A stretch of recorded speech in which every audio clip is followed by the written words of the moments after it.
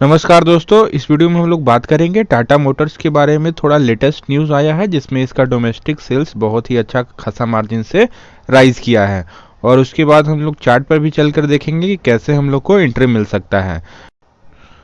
और जैसा कि लेटेस्ट आंकड़ा आया है दिसंबर का, उसमें टाटा मोटर्स का जो डोमेस्टिक सेल है वो करीब 26% राइज हुआ है ईयर ऑन ईयर बेसिस पे। और कंपनी ने करीब 66,307 यूनिट्स सेल किए हैं।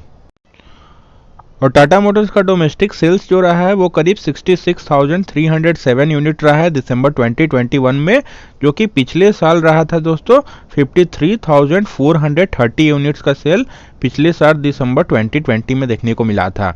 तो ईयर ऑन ईयर बेसिस पे 26% का हम लोग को जंप देखने को मिल रहा है सेल्स में, टाटा मोटर्स ने एक स्टेटमेंट में बताया है।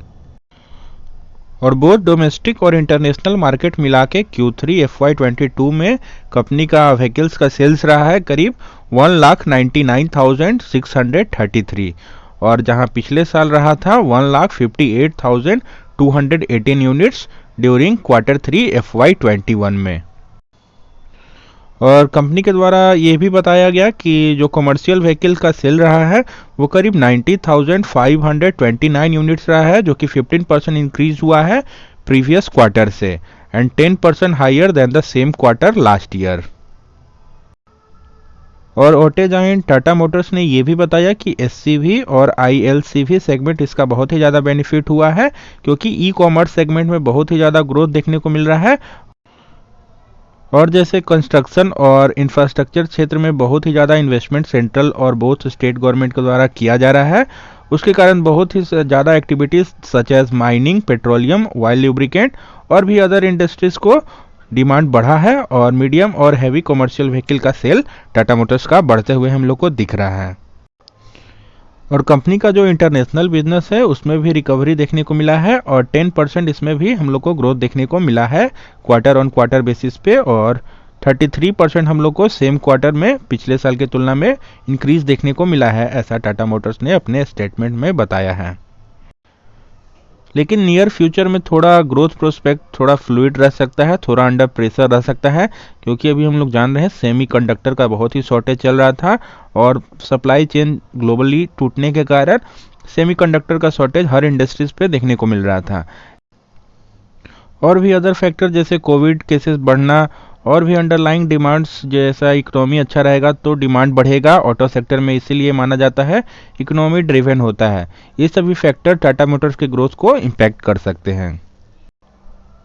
बात करें हम लोग टाटा मोटर्स की फाइनेंशियल्स की, तो पिछले 3-4 सालों से हम लोग को सबड्यूड ग्रोथ देखने को मिल रहा है, ज़्यादा हम लोग को डिक्लाइन देखने को मिल रहा है। 2018 में जहां कंपनी का रेवेन्यू 2.99 लाख करोड़ था, जो कि घट के 2021 में हो चुका है 2.54 लाख करोड़। और हम लोग जान रहे हैं कि कोविड का भी सिचुएशन था, इकोनॉमी का सिचुएशन भी थोड़ा सही नहीं था। और हम लोग देख रहे हैं प्रॉफिट में भी 2018 में कंपनी प्रॉफिटेबल थी, लेकिन लास्ट 3 इयर्स में हम लोग देख रहे हैं कंपनी ने लॉस दर्ज किया है, जिसका मेन एट्रीब्यूशन दिया जा रहा है लैंड रोवर का जो कंपनी ने अधिग्रहण किया था, उसके बाद से कंपनी थोड़ा हम लोग को डाउन जाते हुए दिख रही है। लेकिन इलेक्ट्रिक व्हीकल का सेल इसका बढ़िया चल रहा है, और आने वाले दिनों में बहुत ही ज़्यादा इलेक्ट्रिक व्हीकल पे जब फोकस बढ़ेगा तो ईवी में नंबर 1 कंपनी टाटा मोटर्स है। तो इसलिए ग्रोथ हम लोग को बोथ रेवेन्यू और प्रॉफिट में देखने को मिलेगा, और जैसे जैसे कोविड नॉर्मलाइज होगा कंपनी का ग्रोथ फ्यूचर और भी अच्छा होते जाएगा। और बात करें दोस्तों हम लोग शेयर होल्डिंग पैटर्न की, तो प्रोमोटर्स के पास जहां सितंबर 2021 में करीब 46.41% का होल्डिंग है, और पिछले साल हम लोग देख रहे हैं 42.39% का होल्डिंग था सितंबर 2020 में। तो हम लोग देख रहे हैं अच्छा खासा इंक्रीज प्रोमोटर्स ने अपने होल्डिंग्स में किया है, जो कि एक पॉजिटिव साइन है। और हम लोग FIIs की बात करें तो 13.35% का होल्डिंग है FIIs के पास, और वहीं DIIs की बात करें तो 13.3% का होल्डिंग्स है। तो तीनों के पास अच्छा होल्डिंग है दोस्तों, तो इसलिए प्रमोटर होल्डिंग इसका बहुत ही अच्छा है। और गवर्नमेंट के पास भी करीब 0.15% का होल्डिंग है, और पब्लिक ने भी करीब 26.80% का होल्डिंग ले रखा है। तो ओवरऑल शेयर होल्डिंग पैटर्न बहुत ही अच्छा है। और अब हम लोग आ चुके हैं दोस्तों जीरोधा के अपने चार्टिंग प्लेटफॉर्म पे, और हम लोग टाटा मोटर्स के चार्ट को एनालाइज करके देख रहे हैं। तो हम लोग बेसिकली 3 इंडिकेटर्स लगाते हैं। पहला 20 का मूविंग एवरेज है, जो कि आपको ब्लू लाइन शो कर रहा होगा, और दूसरा हम लोग 200 डेज का मूविंग एवरेज लगाते हैं, जो कि आपको पिंक लाइन शो कर रहा होगा। और तीसरा इंडिकेटर्स हम लोग लगाते हैं पिवट पॉइंट या पिवट लाइन भी बोलते हैं, जो कि आपको सपोर्ट या रेजिस्टेंस बताएगा। और हम लोग जो मेथड सीखते हैं उसमें हम लोग कब बाई करना पसंद करते हैं, जब प्राइस 200 डेज के मूविंग एवरेज के वेल बिलो चले या 200 डेज के मूविंग एवरेज के करीब में भी रहेगा तो हम लोग को अच्छा खासा एंट्री मिलेगा।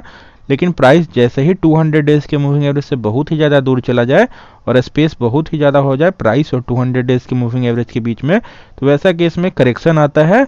और हम लोग देख रहे थे एक बार फिर करेक्शन आया था और फिर प्राइस 200 डेज के मूविंग एवरेज पे अच्छा खासा सपोर्ट लिया था। तो यहाँ पे एंट्री करने का अच्छा समय था और जो यहाँ पे एंट्री किए होंगे बहुत ही अच्छा प्रॉफिट में अभी बैठे होंगे। और उसके बाद फिर से हम लोग को बुलिश मोमेंटम दिखता है और उसके बाद फिर से हम लोग देख रहे हैं प्राइस 200 डेज के मूविंग एवरेज से बहुत ही ज़्यादा दूर चल रहा था और इसलिए अच्छा खासा हम लोग को करेक्शन टॉप से देखने को मिल रहा है। उतना ज़्यादा नहीं, डीप करेक्शन ज़्यादा नहीं है, लेकिन ज़्यादा हम लोग को कंसोलिडेशन देखने को मिल रहा है। तो इसके बाद ब्रेकआउट की संभावना दोनों तरफ की रहेगी क्योंकि हम लोग को ट्रायंगल पैटर्न जैसा दिख रहा है। तो यहाँ से अगर ऊपर की तरफ ब्रेकआउट होता है दोस्तों तो कुछ नया हायर हाइस हम लोग को देखने को मिल सकता है। अगर नीचे की तरफ ब्रेकआउट देता है तो प्राइस 200 डेज के मूविंग एवरेज के पास आ सकता है। तो अगर नया इन्वेस्टमेंट करना है तो थोड़ा बहुत कर सकते हैं, ज़्यादा क्वांटिटी में बाई नहीं करना है क्योंकि बहुत ही ज़्यादा बुलिश था टाटा मोटर्स और हम लोग को थोड़ा बहुत और करेक्शन देखने को मिल सकता है। प्राइस 200 डेज के मूविंग एवरेज के पास ही आ सकता है। तो हम लोग 200 डेज की मूविंग एवरेज तक वेट कर सकते हैं, नहीं तो यहाँ पे अगर कुछ क्वांटिटी बाई करना है तो कर सकते हैं। ज़्यादा हैवी इन्वेस्टमेंट करने का अभी समय नहीं है टाटा मोटर्स में। तो हम लोग वीकली चार्ट भी देख लेते हैं तो और भी ज़्यादा हम लोग को कन्फर्मेशन मिलेगा। तो वीकली चार्ट पे भी हम लोग देख रहे होंगे कि प्राइस 200 डेज के मूविंग एवरेज से दूर चल रहा है और बहुत ही अच्छा खासा कंसोलिडेशन है और प्राइस 20 के मूविंग एवरेज पे आ रहा है। तो अगर प्राइस 20 के मूविंग एवरेज पे सपोर्ट लेने की कोशिश करता है, अगर यहाँ पे आता है और ऊपर की तरफ हम लोग को यहाँ पे रेजिस्टेंस भी है, तो ब्रेकआउट ऊपर की तरफ अगर अच्छा देगा तो हम लोग को ऊपर की तरफ मोमेंटम दिख सकता है। तो टाटा मोटर्स में हल्का क्वांटिटी में आप लोग इन्वेस्टमेंट कर सकते हैं और परफेक्ट एंट्री के लिए 20 के लाइन पे आएगा वीकली चार्ट पे, तब परफेक्ट एंट्री होगा और डेली चार्ट पे 200 डेज के मूविंग एवरेज पे। तो यही मेथड हम लोग लगाते हैं और यही बात करते हैं हम लोग कि प्राइस अगर 200 डेज के मूविंग एवरेज से बहुत ही नीचे अगर चल रहा होगा तो अगर बाई करते पिछले साल टाटा मोटर्स को तो बहुत ही अच्छे खासे प्रॉफिट में आप बैठे रहते हैं। तो ज़्यादा इन्वेस्टमेंट हम लोग को टाटा मोटर्स में नहीं करना है दोस्तों। मान लीजिए आपका पोर्टफोलियो करीब 1 लाख का है तो मात्र 4 to 5% उसका देना है, जैसे 4000 से 5000 टाटा मोटर्स में आप लोग बाई करके चल सकते हैं उतना क्वांटिटी का शेयर। लेकिन हैवी इन्वेस्टमेंट हम लोग को एक ही शेयर में नहीं करना है क्योंकि हम लोग को पोर्टफोलियो का डाइवर्सिफिकेशन का ख्याल रखना है। तो हम लोग ऑटो सेक्टर के बारे में जानते हैं, इकोनॉमी ड्रिवन होता है और बहुत सारा फैक्टर्स होता है इसमें, इसलिए हम लोग ज़्यादा इन्वेस्टमेंट ऑटो सेक्टर में नहीं करते हैं, अच्छा रिटर्न नहीं देता है।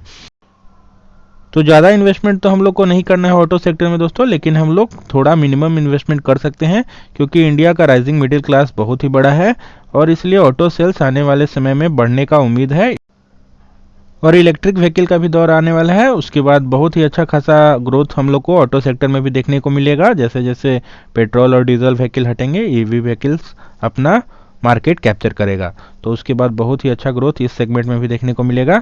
इसलिए कुछ स्टॉक हम लोग को बाई करके ऑटो सेक्टर में भी चलना है जिसमें ईवी ग्रोथ हम लोग को अच्छा पोटेंशियल दिखे। तो होप आप लोग को वीडियो पसंद आया होगा। वीडियो अच्छा लगा हो तो वीडियो को लाइक कर दीजिएगा, चैनल को सब्सक्राइब कर लीजिए और अपने दोस्तों में शेयर कीजिए। चलिए मिलते हैं नेक्स्ट वीडियो में।